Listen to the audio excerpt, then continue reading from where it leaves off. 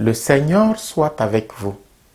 Chers frères et sœurs, en ce 15e dimanche du temps ordinaire, Jésus dans l'Évangile raconte à ses auditeurs la parabole du semeur. Le grain tombe sur plusieurs types de terrains. Malgré le grand nombre de terrains infertiles, il y en a au moins un qui a été fertile et qui a permis au grain non seulement de germer et de grandir, mais aussi de porter du fruit en abondance. C'est une très belle parabole qui nous permet de comprendre le passage du livre d'Isaïe que nous avons écouté dans la première lecture.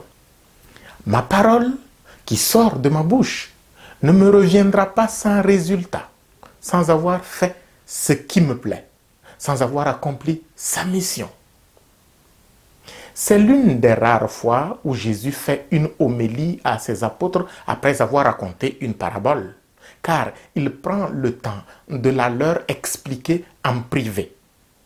Je ne m'attarderai donc pas sur l'explication de la parabole, puisque Jésus lui-même l'a fait.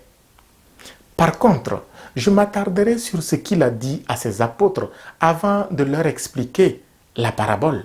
Il leur a dit ceci: heureux vos yeux puisqu'ils voient, et vos oreilles puisqu'elles entendent. Amen, je vous le dis, beaucoup de prophètes et de juges ont désiré voir ce que vous voyez et ne l'ont pas vu, entendre ce que vous entendez et ne l'ont pas entendu. Et oui, la parole de Dieu est la richesse la plus grande que l'humanité ait jamais connue. Heureux sommes-nous, nous les gens du livre. Mais en sommes-nous pleinement conscients?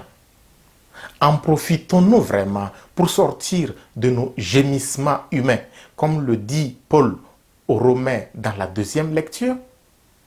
Nous, chrétiens, avons un grand trésor entre nos mains, la parole de Dieu, qui jamais ne peut entrer dans un cœur sans produire ses fruits.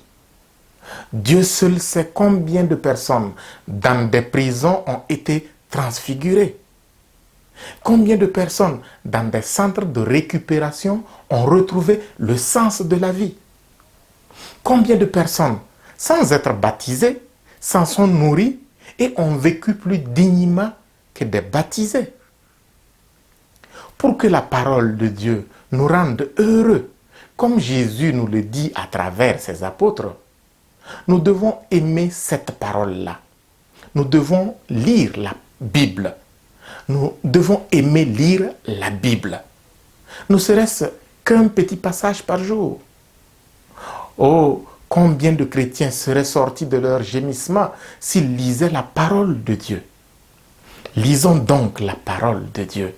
Et comme le grain sur la terre fertile, Dieu la fera germer et porter ses fruits en nous.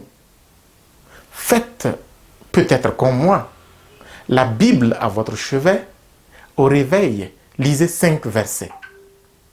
Et qui sait, peut-être réussirez-vous à en lire 10 ou même 30 versets par jour, après un mois ou après un an d'essai. Je vous assure que vous donnerez raison à Jésus. Heureux vos yeux puisqu'ils voient, et vos oreilles puisqu'elles entendent. Cette richesse qu'est la parole de Dieu à nous livrer gratuitement ne repartira pas sans produire ses fruits.